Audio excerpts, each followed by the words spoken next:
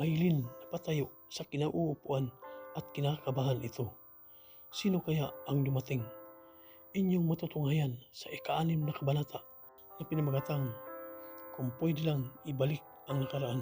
Pero bago ang lahat, kung bago ka pa lamang sa aking channel, ay huwag niyo pong kalimutan i-subscribe at i-click ang notification bell para updated pa po kayo sa susunod pang video. Matapos makausap ni Arman ang kanyang mama sa telepono, ay napag-alaman nito uuwi na pala siya mamayang gabi. Muli niyang makausap si Maylin at sinabi nito sa kanya ang dahilan ng pagtawag ng mama nito. Tumagal pala ng halos 1 month ang mama mo sa States, sabi ni Maylin. At muli na naman sila nasa harapan ng hapagkainan.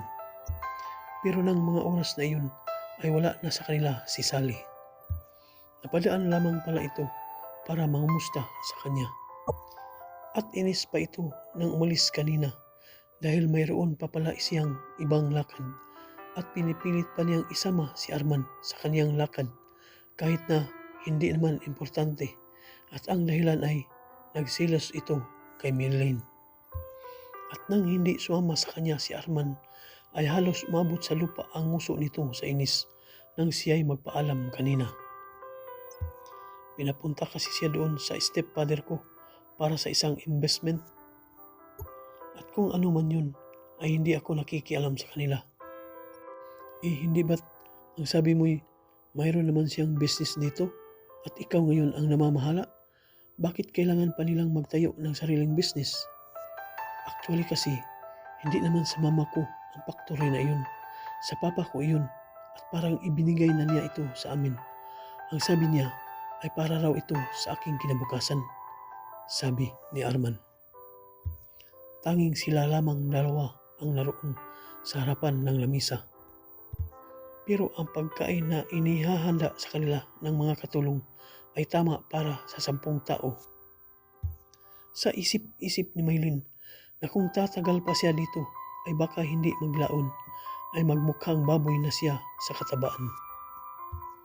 Kung sa bagay, pwede mo na nga itong hawakan. Total nakatapos ka naman sa course mong BS Management. At matalino ka pa. Mahinahon at patuloy na pagkain ni Maylin. At nababagay pa nga kayong magsama ni Sally. Mukhang seryoso naman siya sa iyo eh. Dagdag pa nito. Excuse me, hindi kaming dalawa. At wala pa sa paina ng libro ko na magsama kaming dalawa. Pagsusuwestiyon ni Arman sa sinabi ni Maylin. Huwag mong sabihing i-deny mo siya. Nakangiting wika nito kay Arman. Ang totoo kasi niyan, ang papa ko at ang papa ni Sally ay mag-business partner.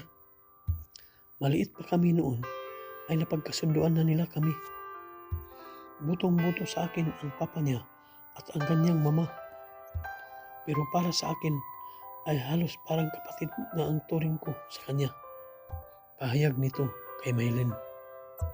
At siya lang naman diyan ang nagpupumilit na isiksik ang kanyang sarili sa akin. Ang sabihin mo ay pinagtatakpan mo lang yung relasyon yung dalawa, sabi ni Maylin. Ang totoo ay lihim na natuwa si Maylin sa sinabi nito na wala talagang relasyon silang dalawa ni Sally. Kung minsan ay napilitan na nga lamang ako sa mga pangungulit niya kapag gusto niya akong isama sa kanyang mga pamamasyal. Kaya ang akala tuloy ng ibang tao ay kaming dalawa na. Aminin mo na kasi na talagang babaero ka.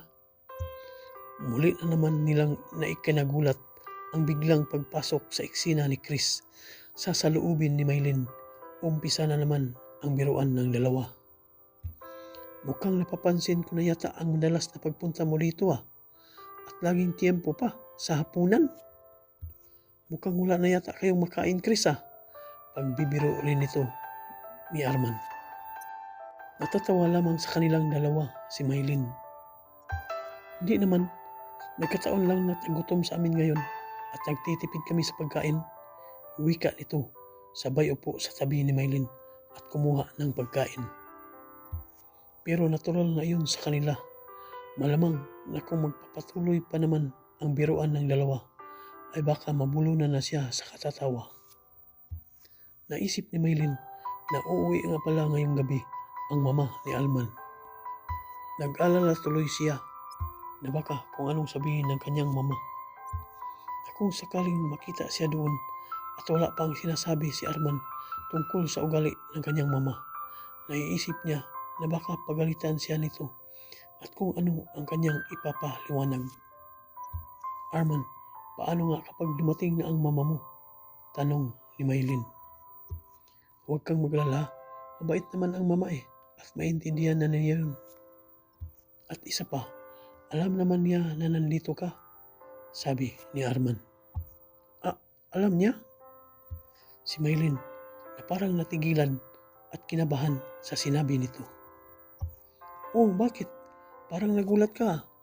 Huwag kang sabing mag-alala dahil hindi magagalit yun.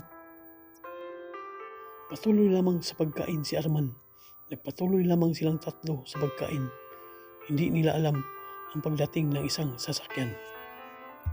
Huminto ito sa harapan ng isang malaking kulay itim na gate. Nang pagbuksan ito ng isang gwardya, ay lumapit kaagad ito sa nakabukas na side window na kulay maroon Ford Expedition. At lumabas doon ang mukha ng isang maputi at medyo may katandaan na babae. Dumating na ba si Arman? Wika nito. Opo ma'am, nandoon po sila sa dining room. Sagot nito sa dunya at kaagad naman itong ipinasok ng driver ang sasakyan.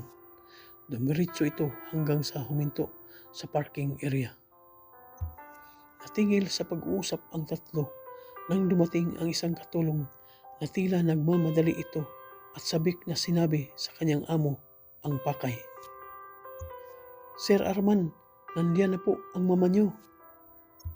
Medyo may pagkabisaya ang tono. Sa sinabi nito ay napatayo sa kanyang kinauupuan si Maylin at kinakabahan ito. Ops, easy ka lang. Hindi ka sasaktan noon. Si Arman na parabang natawa sa naging reaksyon sa mukha ni Maylin. Kung tutuusin, sino nga ba naman ang hindi mahihiya sa kalagayan niya ngayon? Panalangin na lamang niya na sana nga ay talagang mabait ito at hindi lamuestra. Dahil kung sakasakaling sumbatan siya nito na inakalang nubya siya ni Arman at tinanan na siya nito, ay malamang na baka magtago na lamang siya sa ilalim ng mesa. At hindi siya doon lalabas hanggat hindi umalis ang mama ni Arman. Dahan-dahan siyang bumalik sa pagkakaupo at hinintay ang pagdating nito. Kung halimbawang makakausap niya ito ng maayos, ay sasabihin niya dito ang dahilan kung paano siya napunta sa lugar nila. Maya-maya ay narinig nila ang tilang paparating na lumalagotok na takong ng sapatos at ngayon ay kaharap na nila ang isang maputing babae na hindi naman medyo may kataasan at ito na nga ang mama ni Arman. Ngumiti ito nang humarap sa kanila. Magandang gabi po, Mrs. De Guzman. Pagbati ni Chris at gayon na rin ang pagbati ni Maylin dito.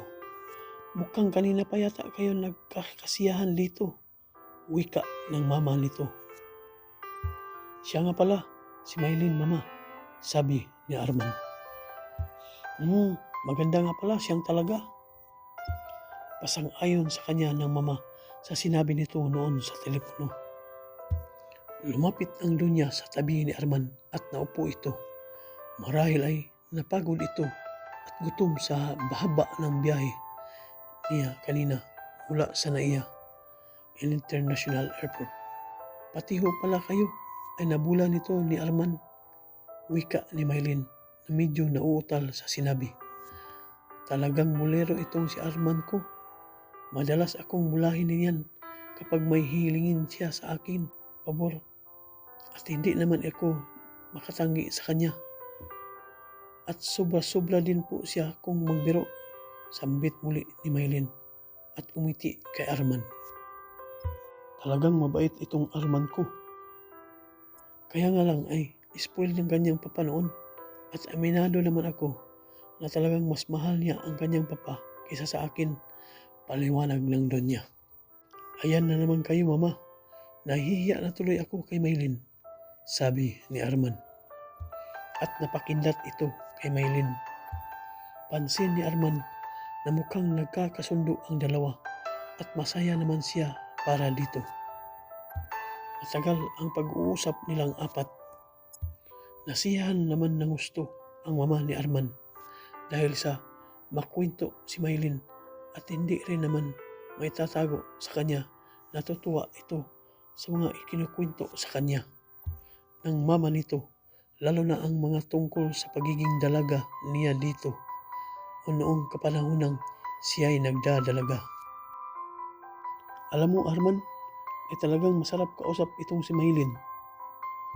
Halos parehas pala naming hilig ang pagpipinta, wika ng Donya sa anak nito. Talaga lang pong makwento ako, ika naman ni Maylin. Ang hindi ko malaman sa anak ko ay kung kailan siya mag-aasawa. Wala naman akong tutol sa kanya dahil nasa hustong edad naman siya. Napatingin tuloy si Arman kay Chris at pagkatapos ay kay Maylin. Hindi ko naman malaman kung may nobya na siya. Pero alam niyo na po ba na mayroon na siyang prospect ngayon? Si Chris naman ang nagsasalita na parabang hindi nalalayo sa kanila ang tinutukoy nito. Ang buong akala ko nga ay sila na ni Sally. Ngunit wala namang binabanggit sa akin si Arman na tungkol doon, sabi ng Donya. Natapos ang pag-uusap nilang iyon nang magpaalam na ang Donya sa kanila para matulog. Malamang ay napagod na ito ng gusto at nagpaalam na rin si Maylin na matulog na rin ito. Ngunit bago pa man ito nagpaalam ay humiling si Arman sa kanya na kung maaari ay mamasyal sila sa bundok bukas. Hindi naman tumanggi sa kanya si Maylin at pagkatapos ay umalis na rin ito. Naiwan na lamang ang dalawa, si Arman at si Chris. Sa pagkakataong ito ay nauwi sa seryosohan ang kanilang pag-uusap. Dito ay isang tao lamang ang kanilang pinag-uusapan. Arman, may pagtingin ka ba kay Maylin?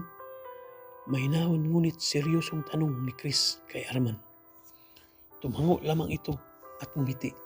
Tanda ng pagsang-ayon at hindi lamang basta pagtingin, kundi umiibig ito sa kanya. Maging nung una pa man niya itong makita. Hindi ko alam kung bakit gayon na lamang ang nararamdaman ko sa kanya. Basta't ang alam ko ay mahal ko siya. Wika nito na parang nag-aalangan din ito sa kanya. Hindi ko alam kung may pagtingin rin siya sa akin. Baka kasi maganda lang ang ipinakita niya sa akin dahil sa maganda ang pagtanggap ko sa kanya dito sa bahay. Malay mo, baka may pagtingin rin siya sa'yo, sabi ni Chris. Hindi natin alam, baka kaibigan lang ang turing niya sa akin. Sa tono nito ay parabang pinaghihinaan siya ng loob. Ikaw pare, hindi ba't may gusto ka rin sa kanya? Mayroon, pero mas nababagay siya sa'yo. At isa pa, mukhang sa'yo naman siya may gusto. Talaga, Chris? Oo, kung ako sa'yo pare, ipakita mong concern ka sa kanya at make it the best for it, di ba? Ang ibig mong sabihin ay na, alam mo na. Simple naman pare, wala. Anong sa palagay mo sa akin? Ang aagaw? At isa pa, naintindihan na kita, hindi ba't mag-best friend tayo? Inihayag ni Chris ang kanyang kamao at marahang pinukpok ito ni Arman. Tanda ito ng kanilang pagkakaibigan at samahan noong sila'y bata pa lamang. Hindi na namalayan ni Maylin ang paglipas ng mga araw. Maganda ang naging pakita sa kanya ng mama ni Arman at gayon na rin ito. At wala siyang naging problema doon. maganda rin ang pakita sa kanya ng mga katulong. Walang araw na hindi siya pinasasaya ni Arman, maliban na lang kay Sally, na sa tuwing pumupunta ito o dumadalaw sa kanila ay madalas niya itong pinatataasan, ngunit hinahayaan na lamang niya ito kaysa naman sa ito pa ang pagsisimula nila ng away kung papansinin pa niya ito. Ngayon ay unti-unti nang nakakalimutan ni Maylin ang malaking suliranin ng kanyang buhay. Ngunit sadyang hindi mawawala sa isipan ng isang tao ang isang mapait na karanasan, lalo na't ito'y tungkol sa inyong sariling pamilya. Pero kung ito man ang bagay na nagsisilbing tinik sa kanyang puso't damdamin, ay isa lamang ang nagiging kalunasan nito, ang taimtim at patuloy niyang pananalig sa Diyos. Ano ang pinaplano ng magkaibigan? Sasabihin na kaya ni Arman ang totoo niyang nararamdaman para kay Maylin? Abangan sa susunod na kabanata.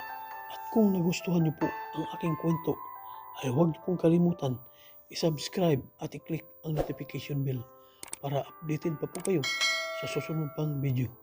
Thank you for watching and God bless.